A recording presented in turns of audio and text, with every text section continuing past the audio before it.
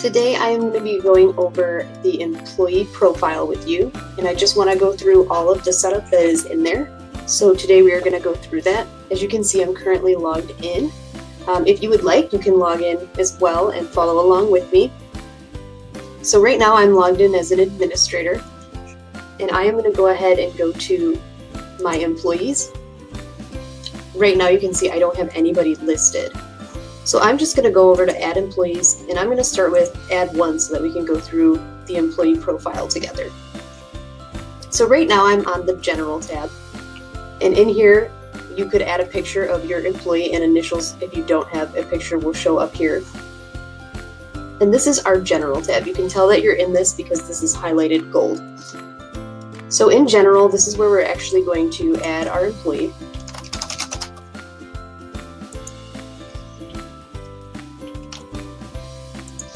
And you can add in either a username or an email address here. This is how your employee is going to log in. So just be mindful that this needs to be unique throughout our whole system. So you have to make sure that you identify this uniquely. If you're going to have a username, that's why we usually suggest an email.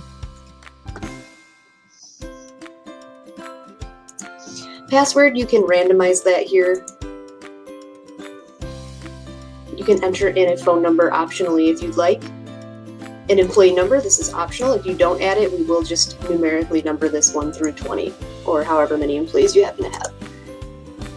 Also in this tab, you'll see additional options. So in our additional options, we can apply a time zone. It should take par with what your time zone is when you initially set up the account, but if not, you can change this. Manual time entry and adjustment would be an option that we could turn on or off for our employees. By default, we are going to have this off. But if you did want employees to have a way to manually adjust their time, maybe they need to do that. If you turn that on, that's going to give them access to do so. So be mindful that they'll be able to make edits to their time card. Allow changing password. Turning this on is just going to allow your employee to change their password. Auto adjust for daylight savings, that's here. If you are in Arizona, for example, and you don't do this, you can turn it off. Allow check-in. So check-in is a feature that we would use for a salaried employee. Typically, they don't need to punch in and out, and we're just logging their hours. We know that they work 40 hours a week. We don't really care about their in and out times, so we have a check-in that we could turn on, and this is just going to allow for them to make a check-in and ping and just kind of tell you, hi, I'm here today. Allow clock in and out is going to be on by default, so this is just going to allow you to punch in and out for the day, so every employee is going to have this by default. If you don't need it, you can turn it off. Department, this is where you can set departments if you did have departments that you needed to differentiate your employees by. Managers, so we have up to 5 manager slots so that you could basically assign 5 separate managers to an employee. Hi Nicole, check-in does show on the time card. So when an employee checks in, you are going to see that as a record. And underneath it's actually going to say check-in instead of punch in and out, just so that you have an identification of that. Notes, this is a small little area. You can basically add a little tiny note here. It's not very big, but you can definitely add a note if you needed to. It might be something about their initial hire date, since we are going to just stamp this with the date that you added them into the account. Next, you're going to see salaried options. So if you did have a salaried employee and you turn this on, you can enter in the amount of hours that they would work per day, and you could check off the days of the week that they work. So Monday through Friday at 8 hours, that's a standard 40-hour work week. And then I can go ahead and put my start date. And that's just going to pre-populate time cards for you. Now, if I put an end date, this is going to stop the time cards from continuing. So you might want to put an end date if an employee is terminated, or perhaps they're no longer using the salaried option. We're going to turn that off. Overtime and breaks. This is a pretty important one. So overtime is where you're going to set up your overtime rule. So 40 hours per week, that's just going to specify that Anything over 40 hours is going to be put into your overtime column, and this is going to automatically make sure that that takes place. So you will want to make sure that you have this rule on if you're calculating overtime. Good news is if you were to forget and you come in later and put this on, it is retroactive, meaning it will apply to all your past time cards. Auto deduct, this is just a way for us to say that we want to take time from an employee without hassling them to punch in and out for a break. So we might say that after 4 hours, we're going to take 15 minutes off of their time card so that they don't need to punch in and out for that 15-minute break. Next, we have job and project costing. So in this, we can actually turn on different selections for our employees. So they might actually have customers that they're working for. They might have projects, or they might have tasks that are all grouped together. So I might be turning this on because I want them to make that selection, or I might be saying that it's on and it's required. Requiring them to do so just means that they must make this selection before they can proceed with a punch in. So if you're not sure that they're going to have a customer, you might need to just turn this to on as opposed to required. Otherwise, they won't be able to punch in for the day. Same thing with all of the other ones. It's just on or on and required. Job selection. Some people like to enter in jobs that are specific. You can turn that on or have that on and required. Department transferring. Same kind of thing. You can have that on or on and required. So if they switch in and out of departments, you might be requiring that they tell you that they've done so, or you might just have it on in case they need to make that selection. And then next we have additional features under general. So this is where we could turn on group punching if we were going to use that. Group punch would be a specific way that the employees can come and just put in their number to punch in. If they're entering a username and password, we're really not going to be too concerned with that setting. Do not allow punching in before. So if you do have a restriction, you don't want people to punch in too early, we can go ahead and put a time in here.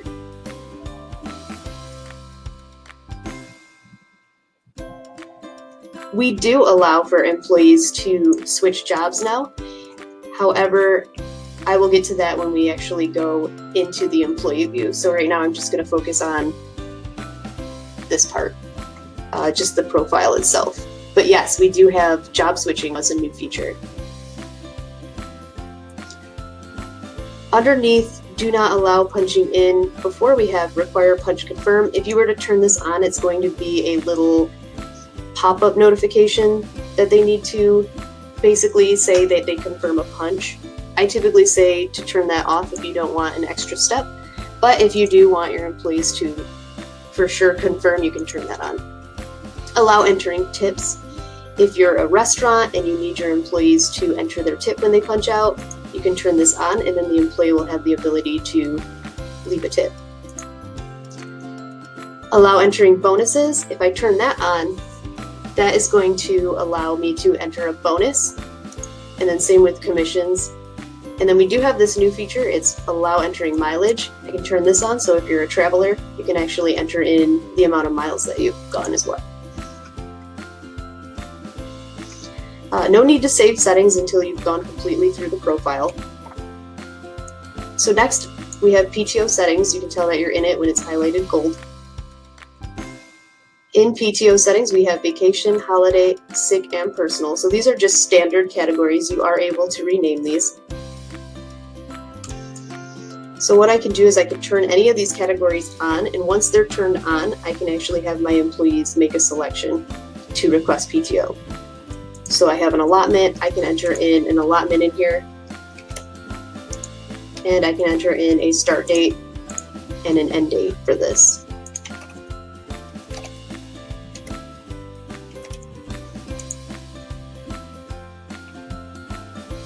Previous balance would be if you were carrying forward a balance from the previous year. So if I put in a balance here, that just means that I'm carrying into the new year 15 additional hours on top of my 40.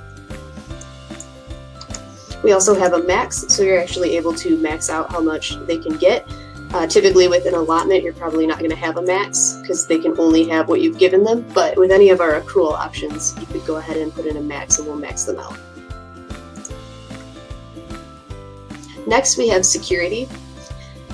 So this is how we're going to identify how we want our employees to punch in and out, or what rules they have set on them. Mobile punching and rules, by default, this is turned on since we are available on iOS and Android apps. If you wanted your employees to not be able to use a mobile device, you can actually turn this slider to red, and that's going to take away their capabilities to do so. If you wanted to leave it on, you actually can put in a rule where we can record GPS coordinates. This means that they can just punch in and choose to share their location. We could record GPS and require GPS to punch. This is probably our most popular. This is just saying that when you come and punch in, we're going to have your location in order for you to be able to do so, but you can punch in from anywhere, but we are obtaining your location. The next most popular would be record GPS and disable punch. If not at GPS punch location, we can actually set up locations with a geofence around them, and we can lock the employee down to those geofenced areas, so they won't be able to punch in and out if they're not within that area.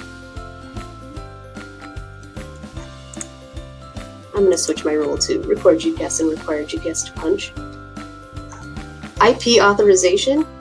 If I turn this on, what this is doing is it's locking down an employee to your public IP address. So what you would do is you would enter your IP address in these boxes. The dots represent the space, and you can actually check your current IP address by going to Google and typing "what is my current IP," and that's going to give you your public IP address. Device and browser authorization. This is a good one for if you want to lock an employee down to like their own phone. You don't want them to be able to call somebody and say, "Hey Joe, I'm running late, here's my logins," and then they punch somebody in. You could actually lock somebody down to their personal cell phone with this. In order for devices to be listed under here, the employee does have to punch in once, and then you'll go ahead and allow punching on those devices.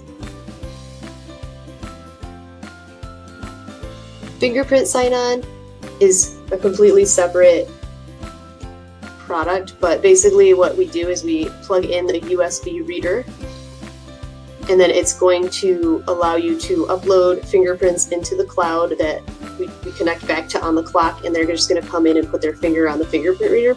This is a great way to prevent buddy punching. So if you're in an office situation where you can have one computer dedicated to it and they're going to come up and put their finger on it, this would be a good option for you. If you are out in the field though, the fingerprint reader is really not going to be the best option for you. Desktop GPS rules. If you have a computer that has GPS capabilities, you can definitely go ahead and turn this on. If not, you would just leave this off.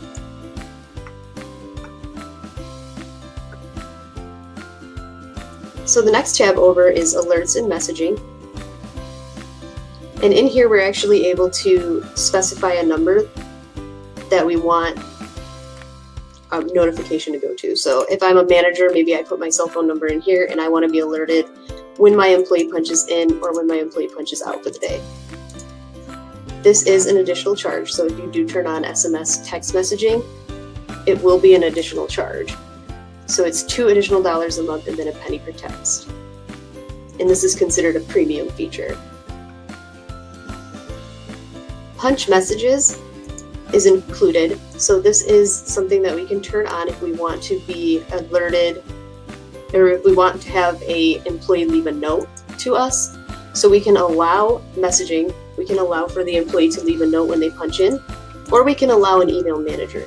So we can actually be notified that the employee did leave a message. Message to employee. This is just a little personal message to our employee. So when we fill this out, I can leave a message that pertains to my employee. It could be about anything. It might just be like happy birthday, or maybe good job on something they were working on. And when I put my start date and my through date, that's going to show up on their screen when they come to punch in. This does only cross over onto the desktop, so you aren't going to see this message on the app if you're using the app.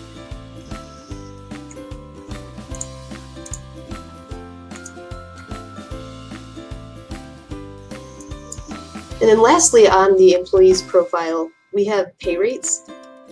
And in pay rates, what we can do is we can actually list out how much an employee is being paid. And you can do the same for any of these categories. What we're going to do with this is we are just going to take this and times it by how many hours they've worked and give you a general gross total. We're not taking out taxes or anything like that. We're not payroll, but we will give you an estimation of what they would be getting paid based on the hours that they've worked. So that is our employee profile inside of the admin and manager setup. I'm going to go ahead and just turn on job selection for us so that when we go to punch in as an employee, we can see all the different settings.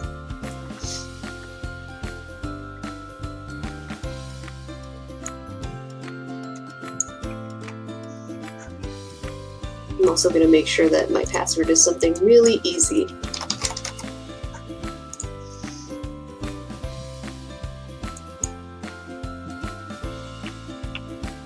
So now I've saved my employee. I've entered in all of their settings.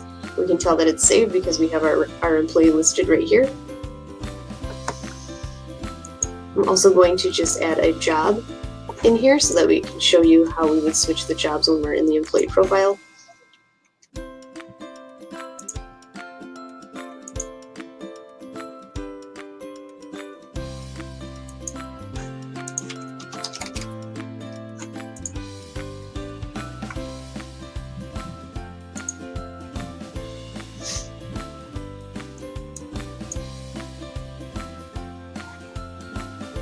So now I'm going to go ahead and I'm going to log out.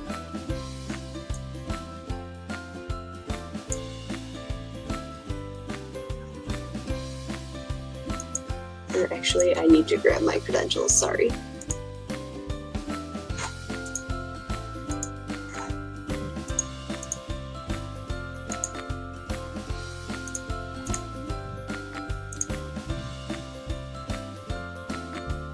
Alright, so now I'm going to go ahead and log out and just show you the employee platform of this so that you can see how your employees are actually going to be clocking in and out on the system.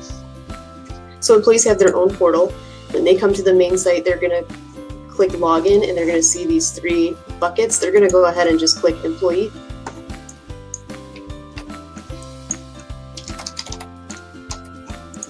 They do have an option to remember themselves. You can go ahead and log in.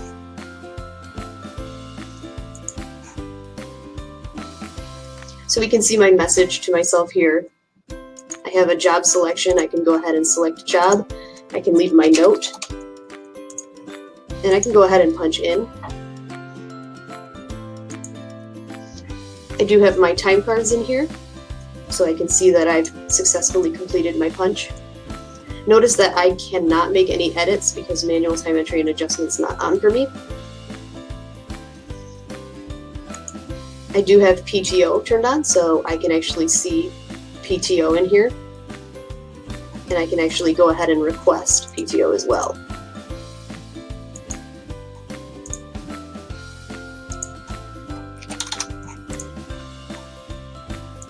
And I can go ahead and send that off. And it just tells me that it's been submitted. Now I'm ready to punch out, so you can see that all these options have appeared. I can leave a note, I could leave a tip, a bonus, or a commission. These will only appear at punch out. They don't appear when you're punching in. And then you can also see, though, I have switch job. So I'm going to go ahead and hit switch job. And I'm going to make my job selection. And I'm going to hit update. And that's just going to show that I've switched jobs on my time card here, without me having to actually punch out and back in for it. Now this screen does time out. So if I were to punch out and I just wait, you'll see that it says reset in X amount of seconds, and that's really just a security feature. So now I'm back to my original login screen.